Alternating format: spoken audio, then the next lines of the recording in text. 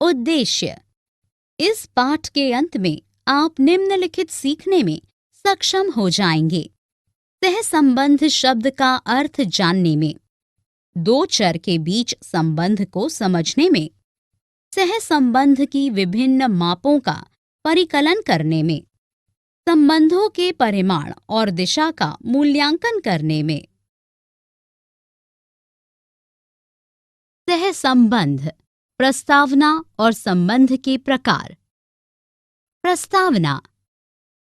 सहसंबंध वह प्रविधि है जिसका उपयोग सांख्यिकीय रूप से दो चरों के बीच संबंध का मापन करने के लिए किया जाता है। यदि एक चर में परिवर्तन के परिणाम स्वरूप अन्य चर में परिवर्तन होता है तो ऐसे चरों को सहसंबद्ध चर कहा जाता है। दो चरों x और y के बीच संबंध के अस्तित्व का मूल रूप से यह तात्पर्य होता है कि जब एक चर का मान एक दिशा में परिवर्तित होने वाला पाया जाता है तो दूसरे चर का मान भी या तो उसी दिशा में या विपरीत दिशा में लेकिन निश्चित रीति से परिवर्तित होता है। संबंध के प्रकार। दो प्रकार के सहसंबंध होते हैं, अर्थात धनात्मक या प्रत्यक्ष सहसंबंध और ऋणात्मक या अप्रत्यक्ष सहसंबंध। धनात्मक सहसंबंध दो चरों के बीच का संबंध है जब एक चर के मान में वृद्धि या कमी का परिणाम दूसरे के मान में भी वृद्धि या कमी होती है। आय और व्यय के बीच संबंध प्रत्यक्ष होता है क्योंकि आय में वृद्धि या कमी से व्यय सीधे प्रभावित होता है। ऋणात्मक सहसंबंध। ऋणात्मक सहसंबंध वह स्थिति है जिसमें एक चर के मान में वृद्धि का परिणाम दूसरे के मान में कमी या इसके विपरीत होता है। गति और दूरी के बीच संबंध ऋणात्मक होता है क्योंकि जब गति बढ़ती है तो दूरी घटती है या इसके विपरीत होता है। इसलिए हम कह सकते हैं कि जब चर में परिवर्तन समान दिशा में होता है तो इसे प्रत्यक्ष या धनात्मक सहसंबंध कहा जाता है और जब चर में परिवर्तन विपरीत दिशा में होता है तो इसे ऋणात्मक या अप्रत्यक्ष सहसंबंध कहा जाता है। सहसंबंध का मापन करने की प्रविधि। भाग 1। चरों के बीच संबंध का मापन करने की तीन अलग अलग प्रविधियां हैं। प्रकीर्ण आरेख, कार्ल पियर्सन का सहसंबंध का गुणांक और स्पीयरमैन का कोटि सहसंबंध। प्रकीर्ण आरेख आरेखीय रूप से चरों के बीच का संबंध दर्शाता है। कार्ल पियर्सन का सहसंबंध का गुणांक दो चरों के बीच रैखिक संबंध की संख्यात्मक माप देता है, जबकि स्पीयरमैन का कोटि सहसंबंध अलग अलग मदों को आवंटित कोटियों के बीच उनके गुणों के अनुसार रैखिक संबंध का मापन करता है। प्रकीर्ण आरेख।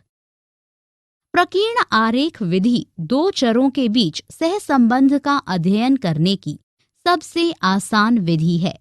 इसमें चर के प्रत्येक जोड़े का मान बिंदुओं के रूप में ग्राफ पर कई बिंदुओं को प्राप्त करने के लिए आलेखित किया जाता है।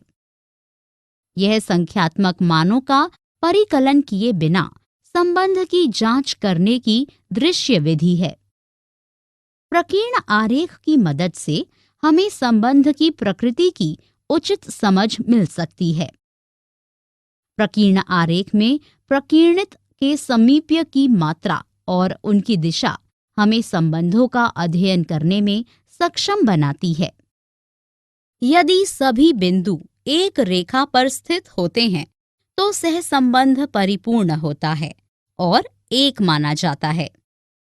यदि प्रकीर्ण बिंदुओं का रेखा के चारों ओर व्यापक रूप से प्रसरण होता है तो सहसंबंध निम्न होता है।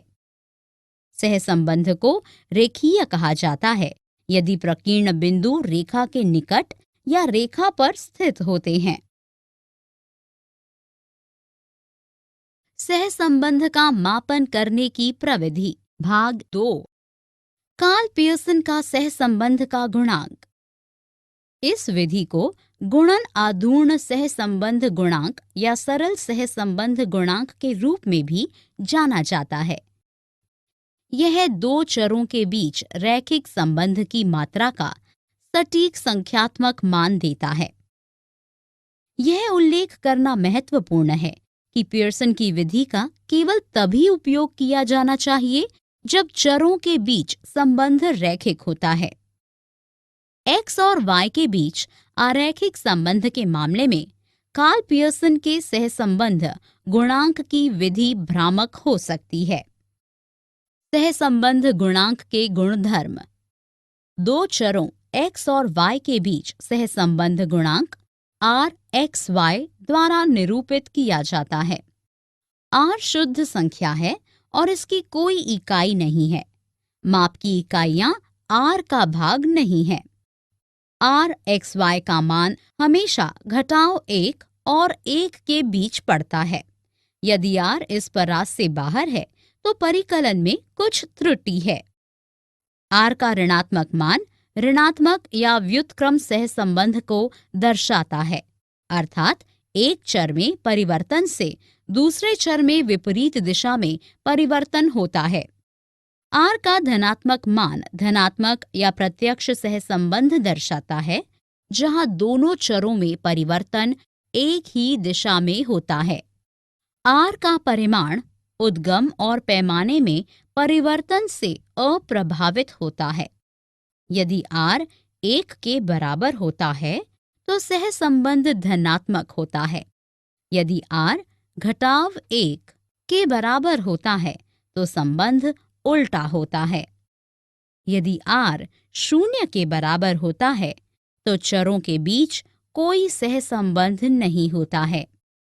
r का निम्न मान दुर्बल रैखिक संबंध इंगित करता है, लेकिन अरैखिक संबंध हो सकता है। सहसंबंध का मापन करने की प्रविधि भाग 3। सहसंबंध गुणांक का परिकलन करने की पद विचलन विधि। चरों का मान विशाल होने पर r के गुण का उपयोग करके परिकलन की समस्या को बड़े पैमाने पर कम किया जा सकता है। ऐसा इसलिए है क्योंकि r उद्गम और पैमाने में परिवर्तन से स्वतंत्र होता है। इस विधि को पद विचलन विधि के रूप में जाना जाता है। इसमें चरों x और y का परिवर्तन शामिल होता है। स्पीयरमैन का कोटि सहसंबंध। ब्रिटिश मनोवैज्ञानिक C.E. स्पीयरमैन ने कोटि सहसंबंध विधि विकसित की थी। स्पीयरमैन का कोटि सहसंबंध गुणांक का उपयोग ऐसी स्थितियों में किया जा सकता है जहां कोई संबंध होता है जिसकी दिशा स्पष्ट होती है लेकिन अरैखिक होती है। चरम मान स्पीयरमैन के सहसंबंध गुणांक को प्रभावित नहीं करते हैं। यही कारण है कि यह कार्ल पियर्सन के सहसंबंध गुणांक से बेहतर है। इसलिए यदि आंकड़ों में कुछ चरम मान हैं तो स्पीयरमैन का सहसंबंध गुणांक लाभप्रद सिद्ध हो सकता है। स्पीयरमैन के सहसंबंध गुणांक विधि की विशेषताएं। कोटि सहसंबंध गुणांक और सरल सहसंबंध गुणांक की व्याख्या एक जैसी होती है। इसका सूत्र सरल सहसंबंध गुणांक से लिया जाता है, जिसमें अलग अलग मानों को कोटि से प्रतिस्थापित किया जा रहा होता है। इन कोटियों का सहसंबंध का परिकलन करने के लिए उपयोग किया जाता है। पियर्सन के सहसंबंध गुणांक की तरह यह 1 और घटाव 1 के बीच स्थित होता है। हालांकि आमतौर पर यह नियमित विधि जितना यथातथ नहीं होता है। यह इस तथ्य के कारण है कि इसमें आंकड़ों के संबंध में सभी सूचनाओं का उपयोग नहीं होता है। कोटि सहसंबंध गुणांक का परिकलन। कोटि विधि का उपयोग करके सहसंबंध गुणांक का परिकलन करने के लिए हमें मानों को कोटियों में व्यवस्थित करना होता है।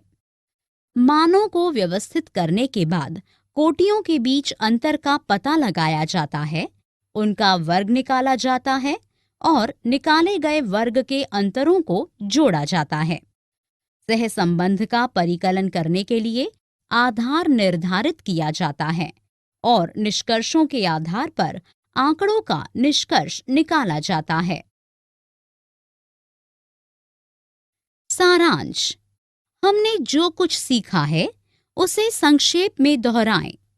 सहसंबंध दो चरों के बीच संबंध का अध्ययन है। सहसंबंध दो प्रकार के होते हैं, धनात्मक और ऋणात्मक।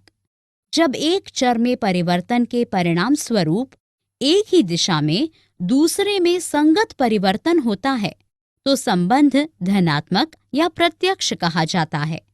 और जब एक चर में परिवर्तन के परिणाम स्वरूप विपरीत दिशा में दूसरे चर में संगत परिवर्तन होता है तो उनके बीच संबंध को ऋणात्मक या अप्रत्यक्ष कहा जाता है। प्रकीर्ण आरेख दो चरों के बीच संबंध की चित्रात्मक प्रस्तुति देता है। कार्ल पियर्सन का सहसंबंध का गुणांक R दो चरों के बीच संख्यात्मक रूप से रैखिक संबंध का मापन करता है। R घटाव 1 और 1 के बीच स्थित होता है। जब चरों का यथातथ मापन नहीं किया जा सकता है तो संख्यात्मक रूप से रैखिक संबंधों का परिकलन करने के लिए स्पीयरमैन के कोटि सहसंबंध का उपयोग किया जा सकता है। स्थिर अनुपात वाले दो चरों के मानों के बीच संबंध को रैखिक संबंध कहा जाता है, जबकि दो चरों के मानों का स्थिर अनुपात नहीं होने पर संबंध को अरैखिक कहा जाता है। जब सहसंबंध चरों में परिवर्तन होता है तो सहसंबंध का ज्ञान चर में परिवर्तन की दिशा और परिमाण की उचित समझ देता है। दोहराव वाली कोटियों के लिए संशोधन गुणन की आवश्यकता होती है।